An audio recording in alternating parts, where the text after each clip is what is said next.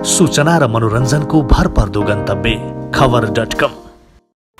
सर्वमङ्गला माङ्गले शिवे सर्वार्थ साधिके त्रैलोक्य गौरी पुत्र नारायणी नमस्तुते। नयाँ शीर्षक र नयाँ भिडियो बोकेर आज पनि तपाईसँग जोडिन आइपुगेको छु। तपाईँलाई हार्दिक स्वागत छ। सर्प सम्बन्धी 10 सपनाहरू बोकेर आएको छु। विभिन्न खालका सर्पसँग सम्बन्धित 10 सपनाहरू जुन शुभ र अशुभ, कस्तो अवस्थामा सर्प देख्दा शुभ हुन्छ, कस्तो रङको सर्प देख्दा शुभ हुन्छ र कस्तो रङको देख्दा अशुभ हुन्छ, सर्पले के गरेको तपाईँलाई शुभ हुन्छ र के गरेको अशुभ हुन्छ। सपनामा तपाईँले कहिल्यै सर्प देख्नु भएको छ कि छैन? अवश्य पनि हामी सपनामा विभिन्न खालका सर्पहरू देखिरहेका हुन्छौँ। तपाईँ सर्पसँग कतिको डराउनुहुन्छ फेरि? तर सपनामा सर्प देख्दा कतिको डर लाग्छ तपाईँलाई? तर सपनामा जति डर लागे पनि सपना देखिहालिन्छ।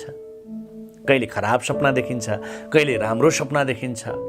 तर सपनाले कस्तो फल दिन्छ, कस्तो सपनाले शुभ सङ्केत गर्दछ, आज म यो भिडियोमा तपाईँलाई चर्चा गर्न गएको छु। ध्यान दिनुहोला, यो भिडियो पुरा हेरिदिनुहोला ताकि सर्पसँग सम्बन्धित सपनाहरूको बारेमा सम्पूर्ण जानकारी म तपाईँलाई यो भिडियोमा दिनेछु। मान्छेले भनिरहेका हुन्छन् कि आज मैले सपनामा यस्तो देखेँ। कसैले भनिरहेका हुन्छन् कि सर्पले मलाई लखेट्यो, पिछा गर्यो, सपनामा कस्तो डर लाग्यो, यति लखेट्यो कि बिउजिना त असिना पसिना भएछु। मान्छेहरूले, साथीभाइहरूले यस्तो भनिरहेका हुन्छन्। तर तपाईँ मध्ये कसैले सोच्यो कि सर्प किन हाम्रो सपनामा देखिन्छ भनेर? कहिले तपाईँले सोच्नुभयो? सर्पले लखेट्यो, सर्पसँग डर लाग्यो, सर्पले डस्यो, सर्पले टोक्यो, तपाईँ घरमा सर्प आयो, तपाईँ सर्प मरेको देख्नुभयो, विभिन्न देख्नुभयो। तर किन हाम्रो सपनामा सर्प देखिन्छ भनेर कहिले सोच्नुभयो? के सम्बन्ध छ यो सर्पसँग मान्छेको? तपाईँले कहिले सोच्नुभयो? मान्छेले हमेसा सर्पलाई दुश्मन सोचिरहेको हुन्छ, प्रश्न गरिरहेको हुन्छ, यो किन हाम्रो दुश्मन बनिरहेछ?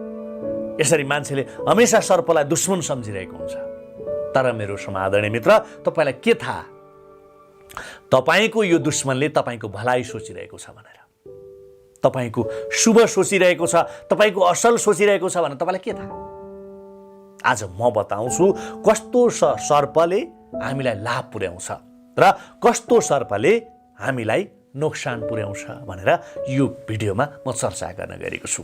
सबभन्दा पहिला एक लाइक गरिहाल्नुहोस् मेरो भिडियोलाई, किनकि तपाईँलाई काम लाग्ने भिडियो विशेष सन्दर्भ मैले प्रस्तुत गर्दैछु। यो भिडियोलाई लाइक गरिदिइहाल्नुहोस्। पुरा हेरिसकेपछि तपाईँलाई कस्तो लाग्छ कमेन्ट गर्न नबिर्सनुहोला। अब म 1, 2, 3 गरेर 10 वटा सपनाको कुरा गर्छु है। 1 नम्बर, सपनामा यदि तपाईँले मन्दिरमा सर्प देख्नुभयो, तपाईँको सपनामा मन्दिरमा सर्प देख्नुभयो भने यो अत्यन्तै शुभ सपना मानिन्छ मेरो समाधानी मित्र। यस्तो सपनाले बहुतै शुभ सङ्केत गर्दछ।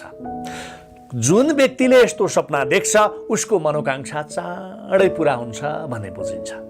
यस्तो सपना अत्यन्त लाभदायक मानिन्छ। मन्दिरमा सर्प देख्नु साक्षात् भगवान शङ्करको दर्शन पाउनु सरह हो। तपाईँलाई भगवान शङ्करको कृपा मिल्दैछ भनेर सङ्केत मिलेको हो। यस्तो सपना देख्नुभयो भने कसैलाई सेयर पनि नगर्नुहोला। यदि कसैले यस्तो सपना देख्नुभयो भने यो कसैलाई पनि नभन्नुहोला, नसुनाउनुहोला, सेयर नगर्नुहोला। र अर्को कुरा, सपनाबाट बिउजिएपछि फेरि नसुत्नुहोला।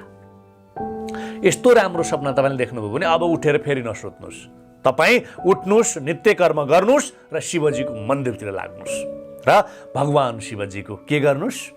दर्शन गर्नुहोस्, आराधना गर्नुहोस्, ताकि भगवान शिवलाई प्रसन्न पार्ने प्रयत्न गर्नुहोस्। नम्बर 2, यदि तपाईँले सपनामा मरेको सर्प देख्नुभयो अथवा कुनै पनि ठाउँमा तपाईँले मरेको सर्प सपनामा देख्नुभयो भने यो अत्यन्त अशुभ सपना मानिन्छ।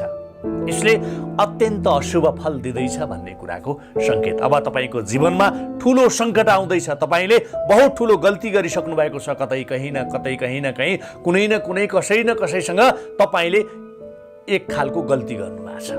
तपाईँले यस्तो सपना देख्नुभयो भने भगवान शिवसँग क्षमा याचना गर्नुपर्छ ताकि तपाईँलाई यस्तो गल्तीबाट धेरै अशुभ नहोस् भन्नका लागि है।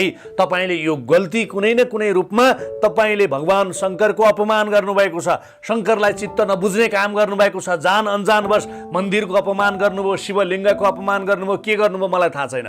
तर यसबाट तपाईँलाई अशुभ फल मिल्छ। यो बहुत नराम्रो सपना हो। त्यसका लागि तपाईँले क्षमा याचना गर्नुहोस्, भगवान शिवसँग क्षमा याचना गर्नुपर्दछ भनेर स्वप्न शास्त्रमा बताएको छ। तपाईँले यस्तो सर्प मरेको सपना देख्न साथ चोखो नित्य गर्नुहोस्, उठ्नुहोस्, अब फेरि नसुत्नुहोस्, उठ्नुहोस् र तपाईँ सिधै शिवलिङ्गमा जानुहोस्, शिव मन्दिरमा गएर शिवलिङ्गमा दूध अर्पण गर्नुहोस् अनि क्षमा याचना गर्नुहोस्, भगवान मैले गल्ती गरेँ, मलाई माफ गरिदिनु होला भनेर तपाईँले आफ्ना गल्तीहरूको क्षमा याचना गर्नुहोस्। त्यसबाट पाइने धेरै ठुलो अशुभ नोक्सानी तपाईँले बेहोर्नु नपर्न सक्छ। तर तपाईँले यो गर्नै पर्ने हुन्छ मेरो समादरणीय मित्र। यो तपाईँ ढिला नगर्नुहोस्, छिटो गर्नुहोस् हैन। यस्तो सपना देख्नुभयो भने तपाईँले ढिला गर्ने अधिकार छैन। तपाईँलाई जति ढिला गर्नुहुन्छ त्यति नोक्सानी हुन्छ। यदि तपाईँको सपनामा सर्पले डस्यो है, तपाईँलाई तपाईँको सपनामा सर्पले डस्यो, टोक्यो भने के हुन्छ त? अब के सङ्केत गर्दछ यसले? यदि तपाईँले सपनामा सर्पले डसेको देख्नुभयो भने तपाईँ चनाखो रहनुहोस्, सतर्क रहनुहोस्, तपाईँलाई बहुत ठुलो समस्या आउनेवाला छ भन्ने सङ्केत गर्दछ यस्तो सपनाले। तपाईँले उच्च सतर्कता अपनाउनु पर्ने हुन्छ मेरो समादरणीय मित्र, नत्र ठुलो सङ्कटको सामना गर्नुपर्ने, आफन्त मित्र दुश्मन बनेर निस्कन सक्ने, आफन्तले गद्दारी गर्न सक्ने, आफू फसिने जस्ता सङ्कटहरू झेल्नुपर्ने हुनसक्छ। होसियारी अपनाउनु होला मेरो समादरणीय मित्र। यस्तो सपनाले जहिले पनि सतर्क रहन तपाईँलाई सचेत गराउँछ अथवा सतर्क रहनुपर्छ यस्तो सपना तपाईँले देख्नुभयो भने। अब नम्बर 4, यदि तपाईँले सपनामा सर्पलाई समात्नुभयो, सर्पलाई पकड्नुभयो भने अथवा मार्नुभयो भने यसको अर्थ के लाग्छ? के सङ्केत गर्दछ यस्तो सपनाले? यदि भने तपाईँले जीवनमा बहुतै ठुलो सफलता हात पार्दै हुनुहुन्छ भन्ने बुझिन्छ। के गर्नुभयो भने तपाईँले सर्पलाई समात्नुभयो, सर्पलाई पकड्नुभयो र सर्पलाई मार्नुभयो भने तपाईँको जीवनमा अब ठुलो सफलता हात लाग्दैछ भन्ने बुझिन्छ। यो सपना तपाईँका लागि बहुत राम्रो सपना मानिन्छ। नम्बर 5, यदि कुनै व्यक्तिले आफ्नो सपनामा ठुलो सर्प देख्यो भने उसको जीवनमा कुनै सङ्कट आउनेवाला छ भन्ने बुझिन्छ। बहुत डरलाग्दो, बहुत ठुलो अजिङ्गर जस्तो सर्प देखेको कुराहरू पनि तपाईँ हामीले थाहा पाइरहेका हुन्छौँ, सुनिरहेका हुन्छौँ। यदि तपाईँको सपनामा यस्तो अजिङ्गर आयो, जस्तो ठुलो विशाल भयङ्कर खालको सर्प आयो, ठुलो आवाज निकालेर आयो, तपाईँलाई डस्ला जस्तो गर्यो, यदि त्यही सपनामा अब तपाईँको सपनामा यस्तो चिजहरू देखियो भने तपाईँलाई कुनै सङ्कट आइपर्नेवाला छ भन्ने बुझिन्छ। यदि त्यही सपनामा त्यो सर्पबाट त्यो व्यक्ति बच्यो अथवा तपाईँ बच्नुभयो या त्यो सर्प तपाईँले मार्न सक्नुभयो भने त्यो सङ्कटलाई भविष्यमा तपाईँले जित्न सक्नुहुन्छ, त्यो सङ्कटलाई तपाईँले मोचन गर्न सक्नुहुन्छ, त्यो सङ्कटलाई पार गर्न सक्नुहुन्छ भन्ने बुझिन्छ। तर मेरो समादरणीय मित्र, सर्प देखियो र त्यसपछि के भयो? सर्प सपनामा सर्प आयो, देखियो, हरायो, तपाईँ डराउन थाल्नुभयो, सर्प गायब भयो भने सङ्कट तपाईँका लागि पर्खाल बनेर उभिँदैछ भनेर के हुन्छ? बुझिन्छ मेरो समादरणीय मित्र। त्यसैले यो सपनामा पनि तपाईँले सतर्कता अपनाउनु पर्ने हुन्छ पक्कै पनि। अब अर्को नम्बर मेरो समादरणीय मित्र, 10वटा सपनाको चर्चा गरिँदैछु मैले। जम्मा अहिले कतिवटा सपना चर्चा गरेँ? 6वटा, अझै 4वटा सपना बाँकी छन्। यो नम्बर 6औं सपना हो। यदि तपाईँले सपनामा सर्प देख्नुभयो भने तपाईँको जीवनमा चाँडै नै बहुत धेरै खुसियाली आउनेवाला छ, ठुलो खुसी मिल्नेवाला छ तपाईँलाई भन्ने बुझिन्छ यस्तो सपनाले। धन दौलतको सङ्केत गर्दछ यस्तो सपनाले। यस्तो सपनाले तपाईँको जीवनमा समृद्धि आउने बुझिन्छ। यस्तो सपना पनि भाग्यमानी व्यक्तिले मात्र देख्दछ। अर्को नम्बर 7 नम्बर, यदि तपाईँले सपनामा सर्पलाई दुलोभित्र जाँदै गरेको देख्नुभयो भने यो सपनाले तपाईँलाई छिट्टै धेरै धन प्राप्त हुँदैछ, धेरै धन मिल्नेवाला छ भन्ने सङ्केत गर्दछ। यस्तो सपना पनि के हुन्छ? भाग्यमानीले मात्र देख्छ। बहुत राम्रो सपना मानिन्छ यो पनि। यो सपना पनि तपाईँका लागि अति लाभप्रद हुन्छ, शुभ सपना मानिन्छ। नम्बर 8, यदि तपाईँले सर्प र न्याउरी मुसाको लडाइँ भएको देख्नुभयो, सर्प र न्याउरी लडेको सपना देख्नुभयो, तपाईँ हामीले बाटोमा हिँड्दा पनि कहिलेकाहीँ सर्प र न्याउरी मुसो लडेको सपना देखिन्छ नि, मजाले झगडा गरिरहेको, लडिरहेको, ठुङ्गाठुङ गरिरहेको सपना देखिन्छ। यो विपनाको कुरा होइन।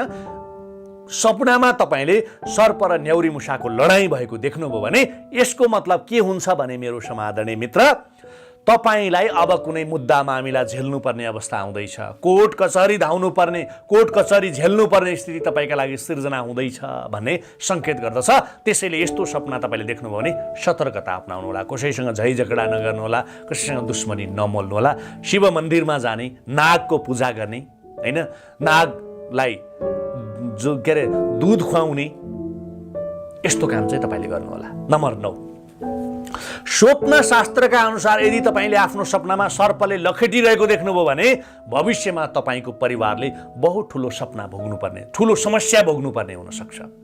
तपाईँलाई सर्पले लखेट्यो, सपनामा सर्पले बहुत लखेटिरहेको देख्नुभयो भने भविष्यमा तपाईँले ठुलो समस्या झेल्नुपर्नेवाला छ, तपाईँको परिवारले ठुलो सङ्कट बेहोर्नुपर्नेवाला छ भन्ने सङ्केत अथवा भन्ने कुराको सङ्केत गर्दछ। यो सपनाले यहाँसम्म कि तपाईँको ज्यान समेत पनि लान सक्छ, यस्तो सङ्केत गर्दछ। यो चाहिँ बहुतै नराम्रो, सपनामा सर्पले लखेटेको बहुत नराम्रो सपना मानिन्छ। र अब यसबाट बच्नका लागि पनि म तपाईँलाई उपाय दिन्छु। नाग देवतालाई दुध पिलाउन सिक्नुहोस्। नाग देवतालाई नाग पूजाको नाग पञ्चमीको दिन गएर नाग देवतालाई पूजा गर्नुहोस्, नाग देवतालाई दुध पिलाउनुहोस्, यो उत्तम हुन्छ। र शिवजीको व्रत बस्नुहोस्। के गर्नुहोस्? शिवजीको व्रत बस्न सिक्नुहोस्। यसले पनि तपाईँको सङ्कटलाई कम गर्न सक्छ मेरो समादरणीय मित्र। यसले तपाईँबाट हुने हानिलाई कम गर्न सक्छ।